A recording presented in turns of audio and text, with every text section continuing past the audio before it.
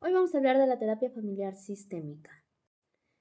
Vamos a empezar con sus bases teóricas, con su epistemología. Su epistemología viene de 3 pilares teóricos.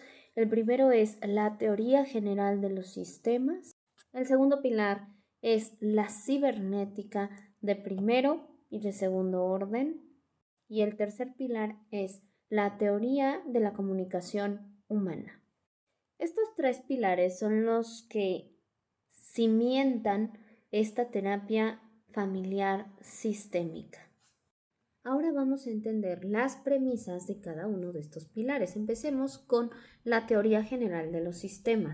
La primera premisa es que un sistema no se explica por analizar cada parte aislada, es decir, cada integrante cumple una función en la interacción de esos sistemas y no los podemos ver solamente de forma individual.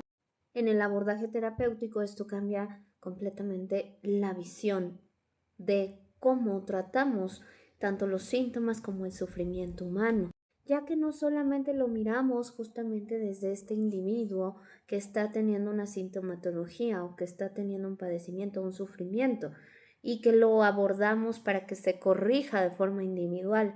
Eso es lo que cambia. Lo miramos, sí, por supuesto puede ser también una terapia individual, pero lo miramos desde este individuo, cómo está relacionándose con los demás integrantes de su sistema, de su familia, pero también en qué contextos está conviviendo. Esos contextos, cómo están influenciando justamente en este integrante, en este individuo, y a partir de ahí podemos ver que si se cambia una conducta, una interacción individual, esto va a influenciar al sistema, a los demás integrantes. Esto va a cambiar también interacciones y contextos. La circularidad también es una clave importante en esta teoría, ya que en los sistemas no hay una causa lineal, sino que es justamente correlacional. Aquí van a aparecer conceptos importantes como es corresponsabilidad, como es reciprocidad, como es corregulación. Esto quiere decir que por supuesto que en cada integrante hay una responsabilidad, pero cuando se está en una interacción y cuando se está en un sistema y en un trabajo en conjunto, surge esta corresponsabilidad y tiene que ver con la circularidad.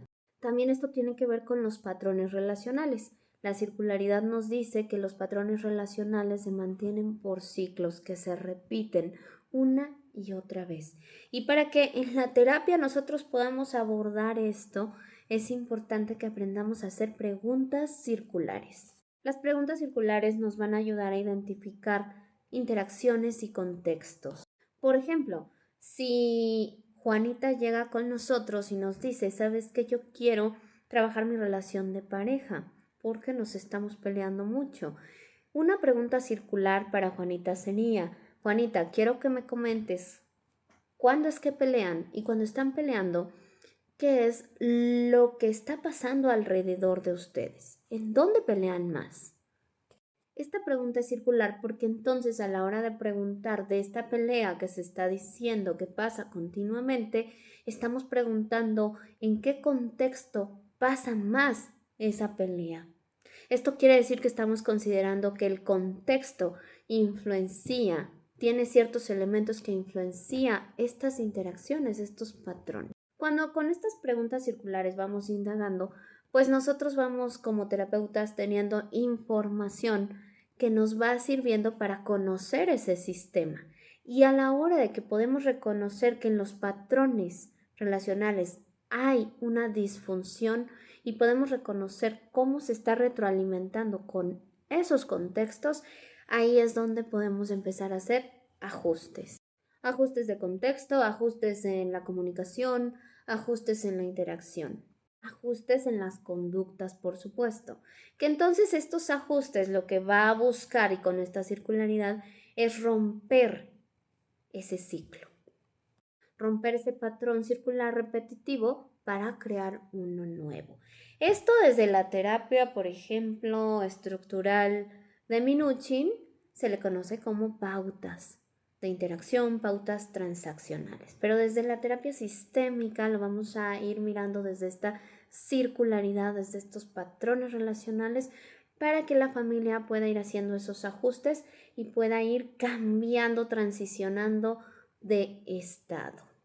Esto también es sumamente importante decirlo, los ciclos vitales. Cada individuo y cada integrante de la familia y de un sistema y cada sistema están teniendo cambios continuamente y esto nos trae los ciclos vitales.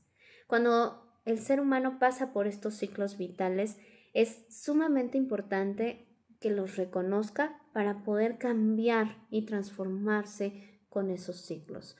Muchas veces en las familias lo que pasa es que los ciclos vitales no se alcanzan a reconocer. Y entonces la familia sigue actuando como si no estuviera actualizándose en ese presente. Por ejemplo, cuando un niño entra al kinder, eso es un ciclo vital para el niño, pero también es un cambio para la familia. Y si la familia no comprende que el niño ya entró al kinder, que el niño ya no es un bebé y le siguen tratando como un bebé, entonces van a dificultar en las interacciones ese cambio en el ciclo vital. Entonces ahí entraría justamente una intervención donde cada integrante o la misma familia puedan ir reconociendo en dónde están, en qué ciclo vital se encuentran. ¿Ok? Todo esto nos va a ayudar a reconocer roles, jerarquías, pero también edades y también desde esos roles qué es lo adecuado para cada integrante de la familia, no desde un rol establecido socialmente de tienes que hacer esto, sino desde tu edad, desde tu rol, cuál es tu responsabilidad, qué puedes hacer, qué no puedes hacer, qué está en tu control, qué no está en tu control. Y bueno, primer pilar, teoría general de los sistemas. Segundo pilar, cibernética de primero y segundo orden. Tercer pilar, la teoría de la comunicación humana. Entonces, estos tres pilares son los que dan lugar, por así decirlo, a todas las terapias sistémicas. Porque también tenemos que revisar que hay terapias sistémicas contemporáneas. Entonces, vamos con nuestro segundo pilar, que es cibernética de primero y de segundo orden. La cibernética es el estudio interdisciplinario de la estructura entre los sistemas de cómo se regulan. También se le puede conocer como la teoría del orden. Esa teoría del orden aplicada a sistemas complejos. Palabras claves en la cibernética viene siendo la retroalimentación entre los sistemas. La retroalimentación puede ser positiva y puede ser negativa. Cuando nosotros estamos hablando de estos sistemas complejos, también estamos hablando de subsistemas, que dentro de los sistemas tenemos más sistemas. Y cuando hablamos de este intercambio de información, que es esa retroalimentación, la retroalimentación positiva va a ser aquella que al sistema tanto le introduce como el sistema da una información que ayuda a que el sistema se autorregule, que también ayuda a que el sistema crezca, evolucione, se transforme acorde al presente. ¿Ok? Y cuando hablamos de una retroalimentación negativa, estamos hablando de que se refuerza en el sistema, en ese intercambio de información, que el sistema se cierre, que el sistema no crezca, que el sistema vaya perdiendo su equilibrio, que vaya perdiendo su capacidad de evolución. Si esto lo llevamos ahora sí a las familias, entonces esas familias son sistemas y dentro de las familias hay subsistemas. Fuera de las familias hay subsistemas. Por ejemplo, el sistema conyugal, el sistema parental, el sistema fraternal. Cuando hablamos de conyugal estamos hablando de esposos, de pareja. Cuando hablamos de parental estamos hablando de padres, papá, mamá. Cuando hablamos de fraternal estamos hablando de hijos, hermanos. Entonces, dentro de la familia están estos subsistemas que están operando, que están intercambiando continuamente información y eso explica perfectamente lo que es la cibernética. Como todo el tiempo en la interacción humana, en las familias, estamos intercambiando información, ya sea con nuestra conducta explícita o ya sea con nuestra comunicación que no sea tan explícita, que sea implícita. Entonces, este intercambio de comunicación que es continuo crea patrones relacionales. Bien, llegando a este punto de los patrones relacionales, entonces aquí entra pues gran parte del enfoque del terapeuta sistémico, en donde va a aprender a observar estos patrones relacionales que existen en la familia y que estos patrones relacionales muchas veces se vuelven disfuncionales. ¿Cómo reconocer que se vuelven disfuncionales? Bueno, ese es justo el gran trabajo de ese terapeuta sistémico. ¿Por qué?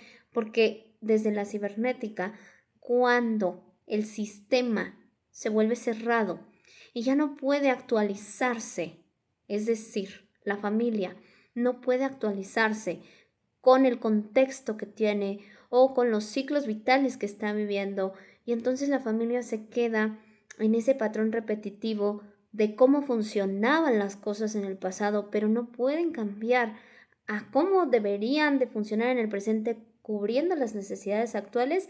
Es ahí cuando entra el patrón disfuncional, cuando esas interacciones que son repetitivas no permiten que la familia cambie, no permiten que la familia crezca, evolucione. Y aquí entra otro concepto importante en la terapia sistémica, donde va a aparecer el síntoma. Y el síntoma va a ser esa manifestación del sistema, de esos sistemas y subsistemas complejos, tratando de ¿qué? De autorregularse, tratando de mantener una homeostasis a pesar de que la información que está en esa retroalimentación no está, por así decirlo, funcionando del todo. El síntoma es ese regulador. Y bueno, esto es muy interesante porque por supuesto que como terapeuta sistémica o sistémico tienes que desarrollar una mirada circular, una mirada tal cual sistémica, una mirada cibernética, para poder reconocer todos estos patrones relacionales.